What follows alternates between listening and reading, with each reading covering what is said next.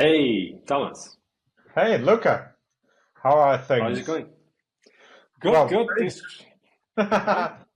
the weather's good, and Is actually, it? I picked Is up it? like a I know. huge box of Italian oranges Oh, yesterday, nice. and so Yeah, that's they must have grown in a place where there is sun because here where I live, we got a week, which was actually the week you were here, more or less, and the following week, it was great. And now we're back to rain. Guys, this is not cool. I just went to Paris on Wednesday, 2 days ago, for PyTorch Day Europe, which was awesome, and I'll talk about it in a second. And the weather was great, sunny Paris and rainy Bergamo. Like, how is that even possible? Anyway, yeah. yeah, I was talking about PyTorch Day. So it was organized by the PyTorch Foundation. It was in the same day where uh, Joe Spizak's and myself's blog post came out. Uh, on the vision for the PyTorch Foundation that now it went from a foundation hosting PyTorch kind of core alone, and now it's becoming an umbrella foundation. And VLLM, nothing less than VLLM and DeepSpeed joined, and now they are a hosted project within the PyTorch Foundation. So that's super exciting. So it was that day, so there was a lot of excitement, and we had a talk on Thunder. Yeah. So and that's When sparked a Thunder lot of will be interest. a project of the PyTorch Yeah, Foundation. exactly, That we exactly. No, the Thunder Foundation that will also host PyTorch, right? And yeah, How the was the talk I on Thunder? it was good because for the first time ever, we weren't asked the question, how does it compare with Torch Compile? Because I think now that we're presenting the FSDP DDP stuff that we developed the last episode, um, uh, people click and say, okay, now I see how Thunder can use Torch Compile within it for different things, but Thunder is kind of an optimization delivery mechanism can use other things that you can use to transform your program to make it distributed. And so it kind of places in the right spot in people's heads. And so this was kind of the proof.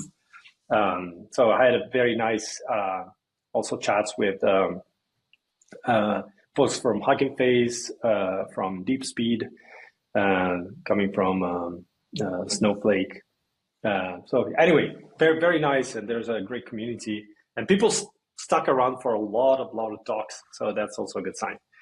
Yeah. Anyway, where did? Oh yeah, and then on the flight, uh, instead of reading papers, I just bought a book in Milan from Sean Carroll. It was Space, Time, and Motion, and it was like going back like from mechanics from like Newtonian, pre-Newtonian, all the way to general relativity in a very consumable way, but also with some mathematics in it. It was like amazing. I just read it on the two flights that I had. It was highly recommended for everyone. It's such a nice read.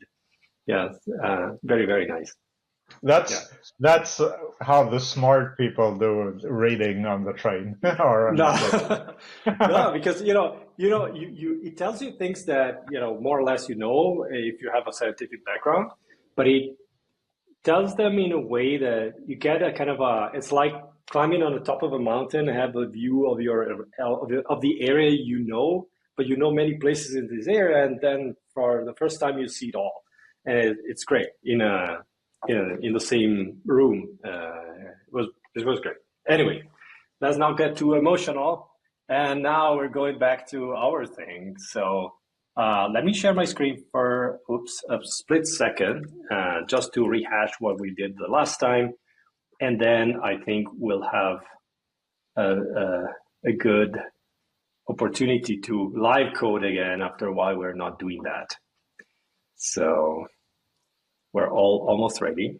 Sorry, I should have started this before starting the recording, but here I am, and finally Yeah. I can share. Of course, we haven't been caught under rehearsing for a while too. All right. Here it is. So, what is this garbled mess? Well, it wasn't so garbled in the sense that here we were talking about how we can, using transforms, turn our program as from a single GPU model, and it was a very simple model that we showed. It was the linear ReLU linear foundation model. But that was a good small model to develop this, because now we can instantiate the device mesh from PyTorch, the same device mesh that exists in PyTorch, and say, okay, I want to create two process groups, one that goes in the FSDP direction, in the FSDP direction, and the other goes in the DDP, not DDS, DDP direction. And so we can mix sharding, data parallel with sharding, with data parallel without sharding, so that we don't overshard across too many machines where we don't need that, or too many GPUs where we don't need that. And being able to do that using transforms that are within a few hundred lines of code, where you also see bucketing there, everything has a tremendous value. So we left the audience looking at this, but we never really tried with an actual real model, like over a billion parameter or in those whereabouts. And so today we're going to do that. We're going to take the FSDP DDP and then see what happens when we apply it to a real model. Right. And so now stop sharing and it's your turn. Oh, I need to share. Right. Obviously, last time I just had a unfinished PR to show, and now I need to scroll down a whole while to find it again. So that was merged 2 days ago, actually. But yeah, it's merged. So we're doing this thing off Thunder main, which I'm quite proud of. Yeah. And so the autodiff from the previous episode, it's not merged yet, but you can't have everything at once.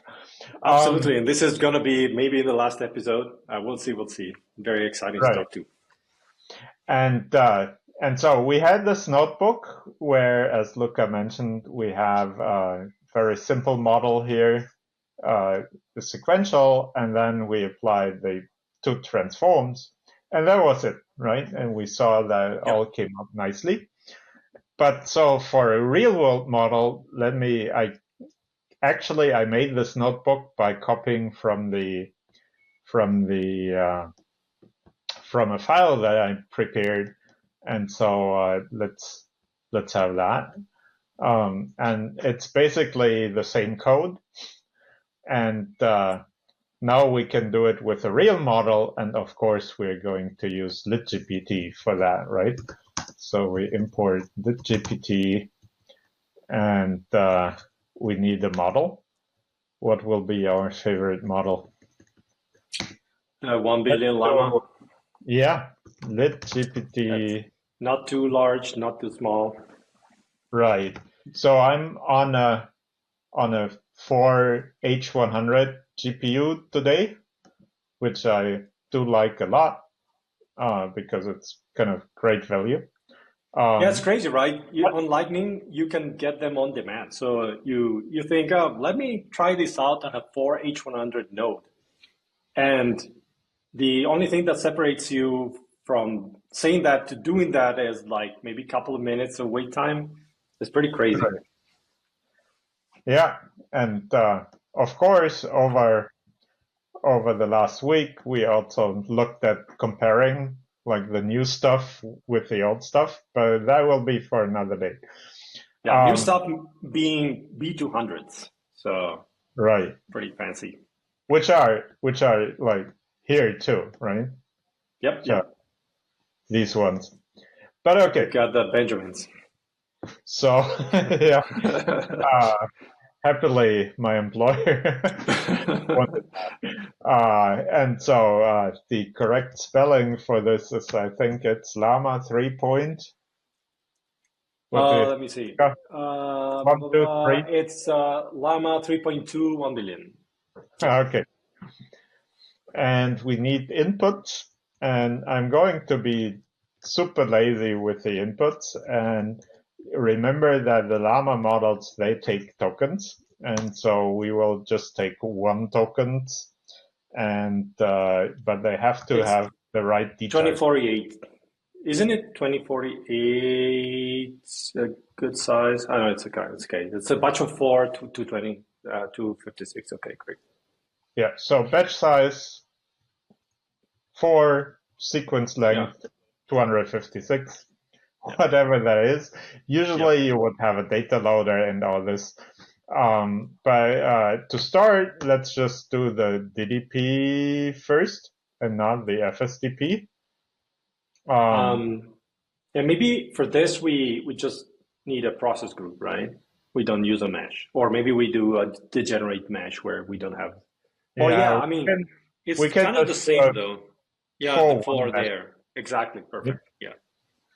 And or we could get the default group. Like when you do the mesh, there will be a default group, which will be the usual thing that covers all of them. But yeah, so here's the get group, and then we have the program. For full disclosure, I upped the tolerance here a bit because the model is large, so the gradients can vary if you do the matrix multiplication slightly different. And so that is really it. We will take the model, we will JIT it, apply the DDP transform, run it, and get the gradients of it, and check that not only the outputs match, but also the gradients match. Let's see. And by the way, just as a reminder, and we'll double click on that in one of the next episodes, when we call torch autograd grad on the JITed model, then there's an integration between torch autograd and our autodiff in Thunder. And so that's why you then can, after you call that, you can get the backward trace, because there is a trace of the backward being generated.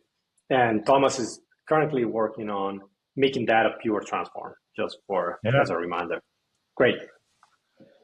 And all the CPU tests pass already, but the distributed tests, ironically, they still need. Yeah, and it's somewhere in the logistics, like in the bookkeeping for the rematerialization for the bucketing. Mm-hmm. But so let's run this. And so this is torch run, 1 node, 4 processes per node, and this runs basically 4 versions of our capture and so on. Yeah, and we see now that the second the FSDP index is always 0, the other one goes from 1 to 4, from 0 to 3. And so now everything is compiling. We see that it takes 8 gigabytes of memory.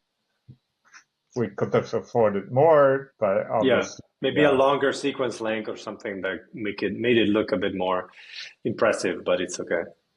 Yeah. And you can see, like, if you run 1, so if you reduce the number of GPUs here, the memory allocated per GPU won't decrease or increase, because it's the same model loaded on every GPU, and then we're just synchronizing the gradients. Now there was something that. Oh.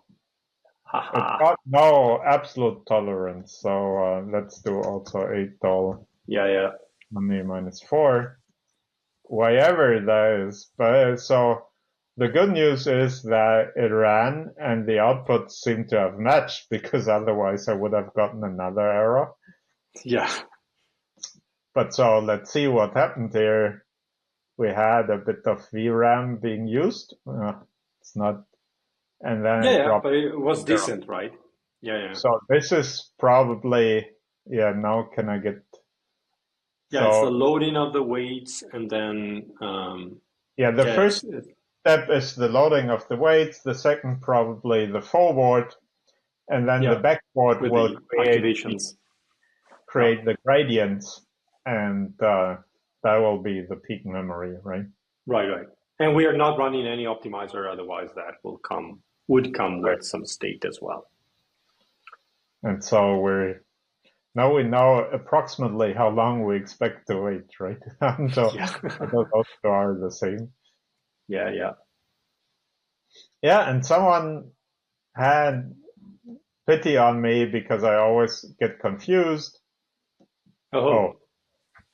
Let's go up. Okay, yeah, the grades are not close, but I would say we will not worry too much about it because they're not like too far apart either. It's like a absolute difference of 0.0001. And that gets also multiplied by the learning rate, which is 10 to the minus something. So it's really a small model, a small contribution to the parameters eventually. But yeah. Okay, but so this was the memory consumption we have to remember. No, let's go. If you double click, maybe. Yeah, or maximize it there. Yeah, open full screen. You can also double click on the indicator there to. Yeah, but it doesn't have longer. Okay, that's all. That's fine. Okay, so maybe we run it again and we remember the peak, right? Yeah. And the goal is and somebody took pity on me and actually made this little subtitle here, the VRAM. And because I always get confused. But and it's nice because the reason it's under is that this way the width won't change, and so you won't see wonky things when you tab left and right. So yeah, we're attentive to details here. Right. So we have 7.685 gigabytes as the base model. Yeah. And so one thing we didn't do was initialize on the meta device and then shard, but yeah. That's it goes cool. to 13 and then it goes to 34. Yeah. So basically the activations are more or less the same as the weights, and then the gradients are fairly large.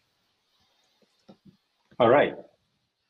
Okay, so afterwards we get back to the 2x2 mesh, right?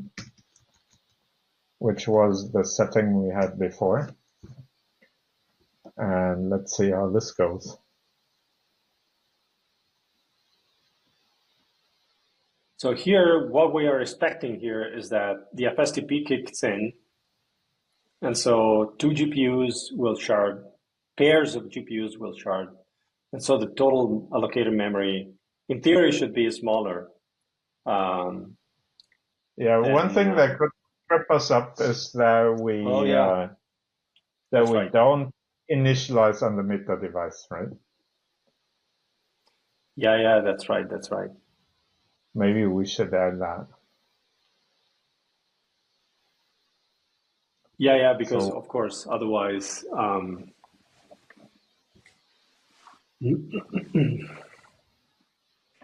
otherwise it will be actually larger. It will be larger, yeah. Yeah, like we see here. We see that interesting though. More memory for the start, but then the peak is smaller. Yep. So the peak is only 27, and that is because we do have the full memory, and in addition the sharded one likely, but we only have the sharded gradients, right? We don't have the full gradient. But yeah, exactly. But we can also further reduce it. Should we try that? Why not? Okay, so you're optimistic. With device CUDA, we make this meta, and then we need to do the materialization transform on the CUDA device. I hope that is it, right? Yeah. We never tested it. That's an interesting experiment. I don't even know whether that is the right way to spell it. Oh, wait. From Thunder. Yeah, let me check. Import materialization transform. And maybe I will just check in the notebook how this is spelled.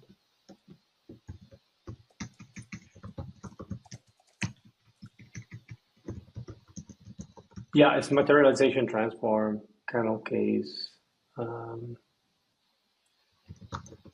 And it's in Thunder Transforms materialization. And it needs a device and then an init callable. Okay, yeah. Init from module init, because we're lazy. Yeah, absolutely. Okay, and that's a keyword argument.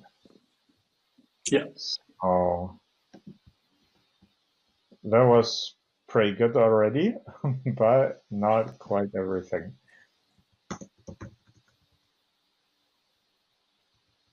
And this, yeah, maybe this does the trick already, right? I don't know. We'll see. Well discovered. So what this does, just to remind and avoid people going back, why we fixed the invocation. Materialization transform. So it seems that there is no, it's not in the typo is not in the documentation. It's my own. Transform. Yeah. So this will initialize the model on the meta device so that we avoid making room for waits before loading the model. And then we'll just materialize the sharded parameters on the fly. If attempted to do this with meta tensors, the broadcast. Okay, so this doesn't work. So we can table it for the next time. That's interesting. Yeah. What can we have an idea? What is this? Like probably if you remove DDP, it may work, right? So maybe there is this thing that wants to broadcast from the first node, and it probably does this too early. I wonder if I can disable the broadcasting by passing none. And I'm wondering, can you just materialize after the FSDP transform and then call DDP? Oh, that could be a way too. Yeah. Because, should be exactly the same.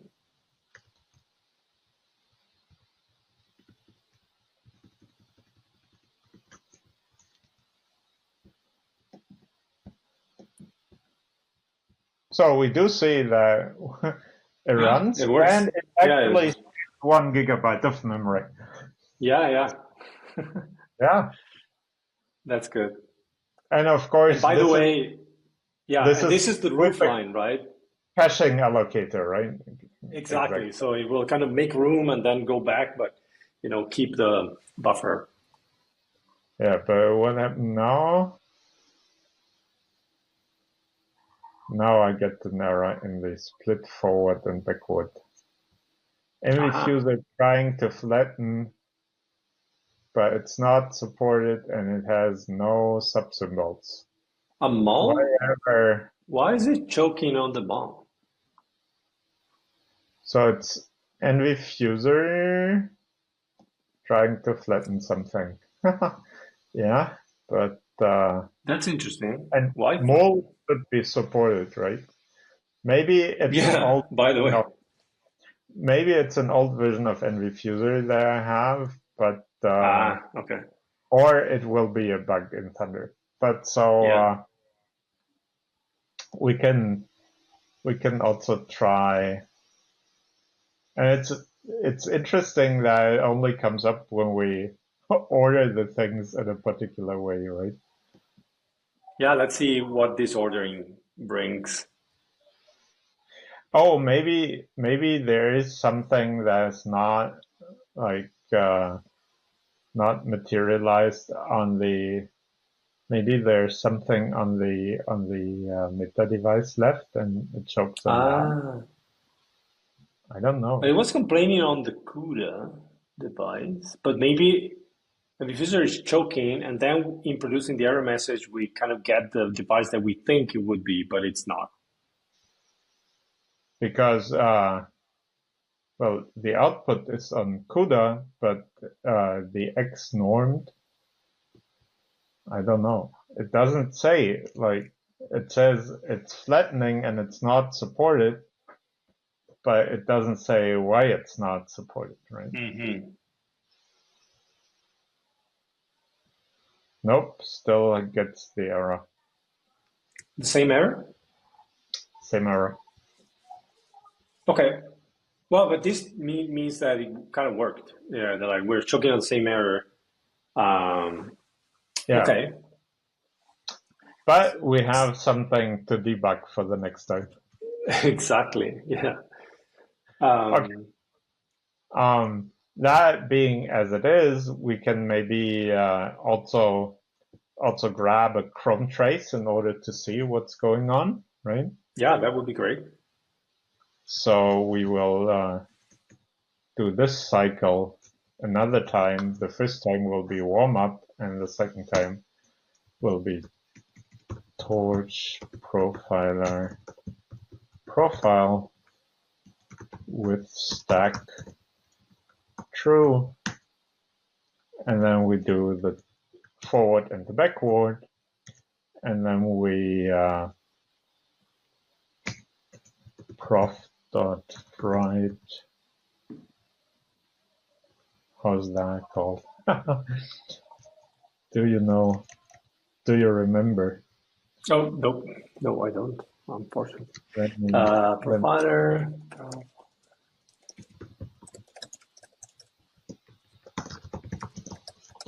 that's why I like the Sales for. Super box, but the export Chrome trace. Ah. Yeah, export from Chrome trace. I just got it. Got to it with the path.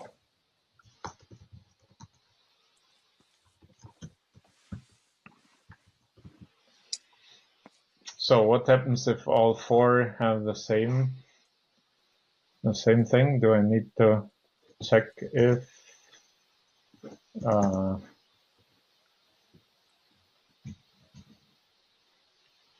if global rank is 0, right? Only for one of them.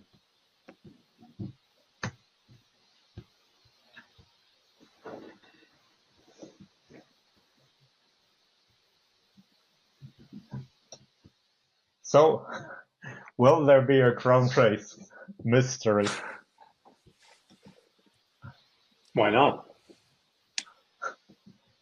Yeah, I don't really doubt it. And we're almost at the point where it starts going up, right? Yep. Today I ran PySpy on the interpreter on the Llama 1 billion model to see the flame graph. Okay. And now I need to make sense of it, but okay. but it's good. I was thinking you already had like instructions. Oh no! Well, flame graph is easy, but then what comes after is not that easy. The values for shape do not match. Oh, I forgot to put this back to 2. But that should be after the trace, right? Why did it not write a trace? Through the trace. Where did you run it from? In the. I ran it from the main directory here, so maybe it failed while the other thing was still writing the trace. Oh, maybe. Possible. That's something that can be pretty tricky, right? Yeah, so I wanted to see the reason why, while we're doing this, the reason why I'm running PySpy while interpreting, not executing, just creating the first trace, that I want to see what opportunities are there to make the acquisition faster, because basically the interpreter was written without a lot of regards for performance. So probably there's a lot of low-hanging fruit. So I thought it would be a nice pet project to have to make it faster in general, because I think we've heard that the 70 billion model is kind of slow. So, okay, and our cert failed again. And it's still not liking the, still a little bit of a difference here. So let's just remove those. Yeah. And maybe we have, maybe we can have everyone write a. Oh.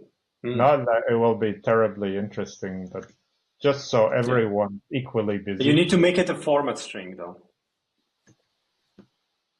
Oh, yeah, right. You need to make it a format string. Yeah. Great.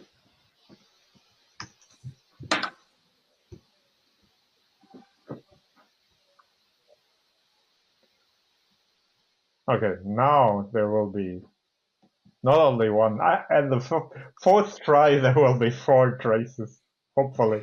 Yeah, not only one trace will be missing now, there will be 4 missing now. Oh no, I have another error, prof is not defined. Did I manage to not? Oh yeah. No wonder nothing works.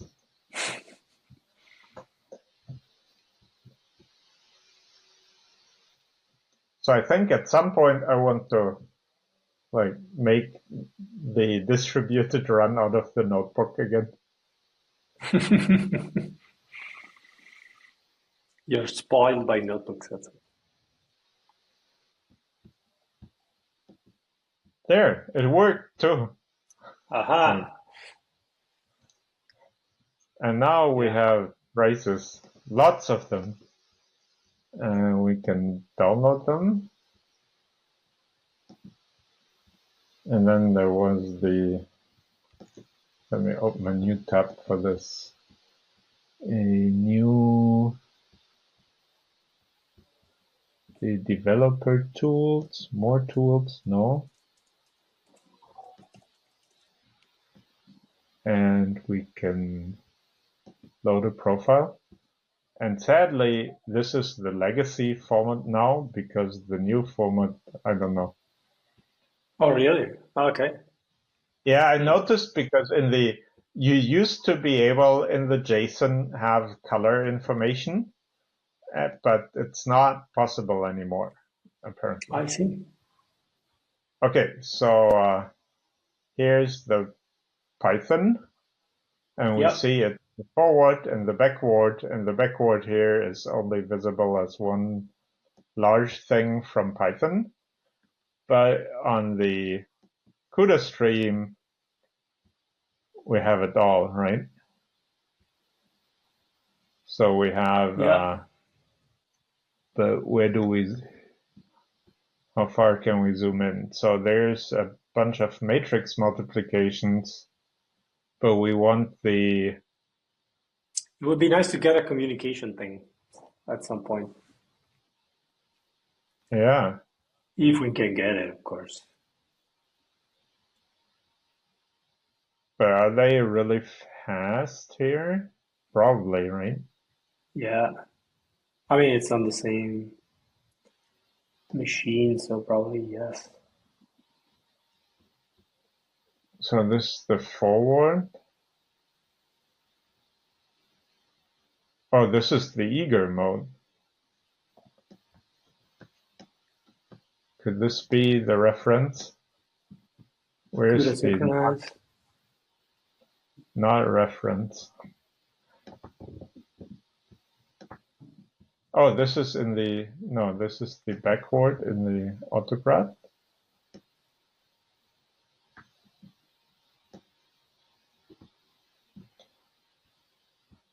Did I run let's go back to the code profiler? Yeah.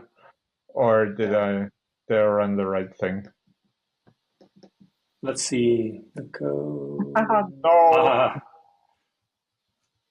Okay, now you know how the stupid people do things.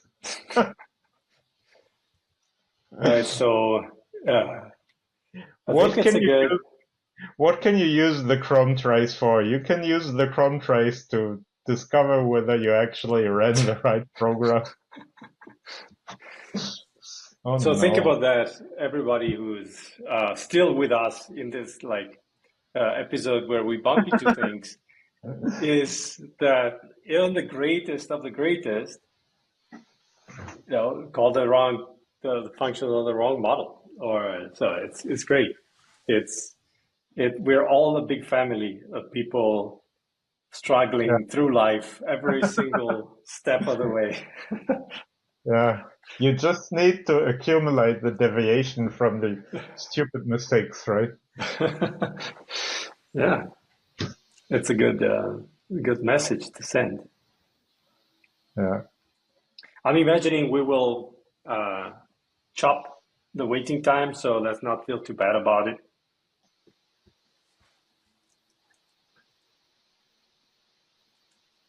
Okay, so 4 minutes ago, but here's the normal running. And now we have new traces, and we can download this is definitely going to be the good one. We load it here, but there it is. Okay, now it's looking much more clean. Much more like a compiled program should look like. Like a compiled program, and hopefully also like with the, there's the altogether. Oh, look at that. And then you have the reduce scatter here. Nice. And of course the altogether is for the weights. And we don't see a second reduce altogether, right? Which we should actually. Wouldn't it be on another stream?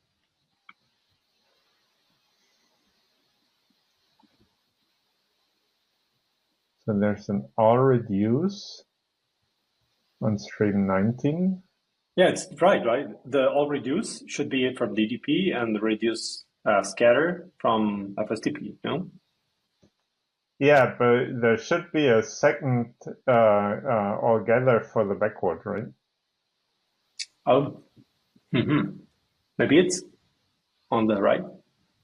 So which is the...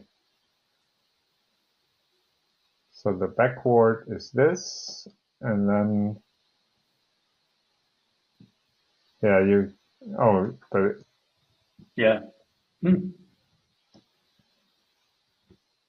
Yeah, so that will remain a mystery, and either it's screwed up and we save it for backward actually, or it's hidden somewhere.